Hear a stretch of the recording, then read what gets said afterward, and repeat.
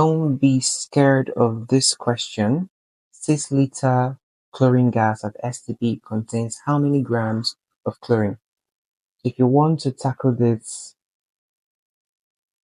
well, you start by looking at it and then thinking about what to do. And before you know it, you would see that this is 6 liters and this is STP.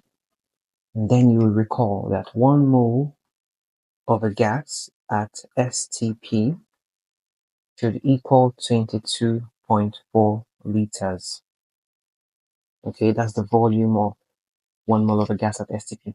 So if we're having 6 liters, then we can tell how many moles that should be by simple proportion. X, and then our X becomes 6 liters divided by 2.4 liters, then times 1 mole. So what would that give us? 0.26785 moles.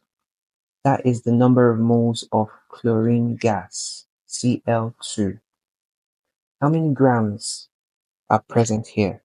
If you want to know that, then we should figure out the molar mass of chlorine gas, which is 2 times 35.5, and that's 71 grams per mole.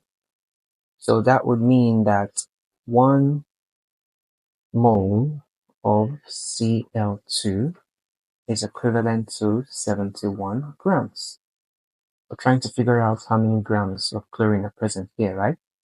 And we have 0.26785 moles of Cl2. So how many grams should that be?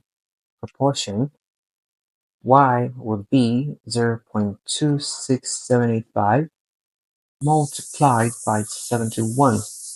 That would give you 19.017 grams.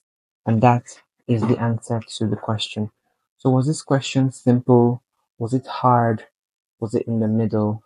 Let me know. And I'll see you on question 47. If you're watching this video on YouTube, then click the subscribe button so that when we upload video number 47, you will see it. For help with schoolwork, visit copychemistry.com.